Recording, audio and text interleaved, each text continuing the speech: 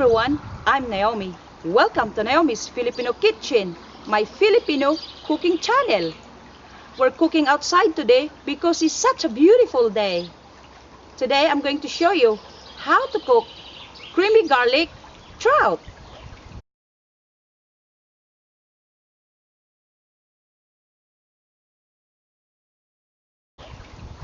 Wait until the end of this video for a sneaky peek of some of my other recipes. Here are the ingredients of my creamy garlic trout. Trout, ground ginger, ground black pepper, butter, onion, lemon, cooking oil, fish sauce, garlic, parsley flakes, coconut cream, and salt. Now let's start cooking. Season the trout with pinch of salt. Turn them over and season the other side. Now the trout is ready. Today we're cooking on a Kochmann gas stove. In a preheated pan, add the cooking oil.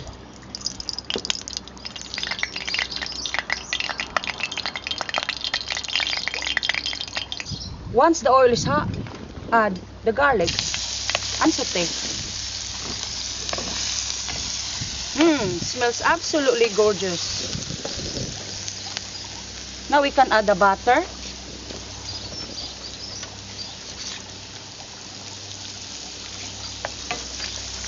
Mix it up.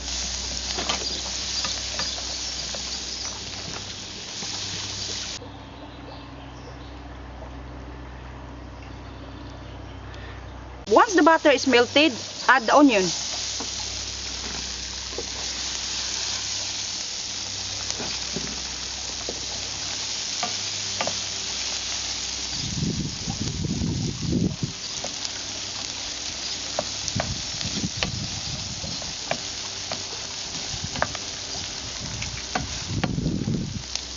Once the onion turns soft, add the coconut cream.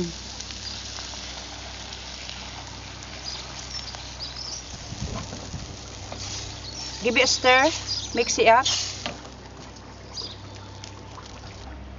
Wow, you can really smell the creamy garlic sauce. Smells gorgeous. Now we can add the ground ginger and the ground black pepper. Okay guys? Mix it up.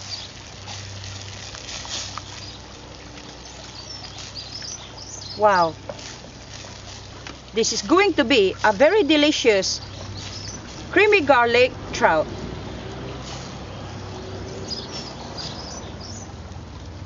Now bring it to boil. Now it's boiling, season with fish sauce, mix it up,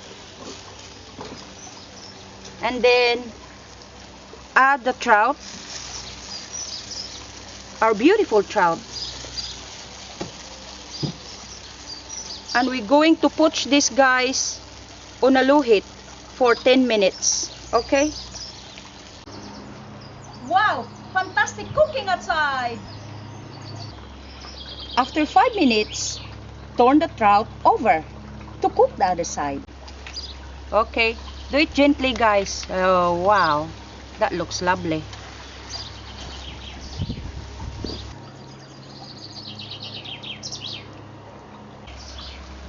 Now simmer for another 5 minutes on a low heat. After 10 minutes of cooking, my creamy garlic trout is now ready to serve and enjoy.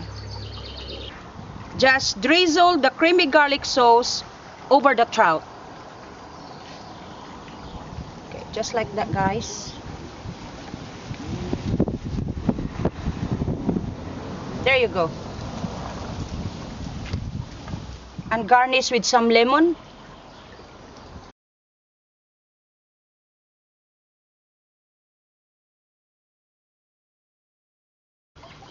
Here we go guys, my creamy garlic trout ready to enjoy. You have to try this guys, it is absolutely delicious. Now let's taste it. See how moist it is guys? Wow.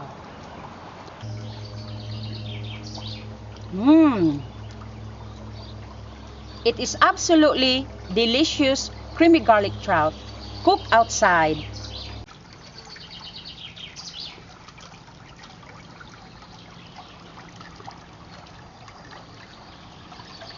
I hope you enjoy my creamy garlic trout today.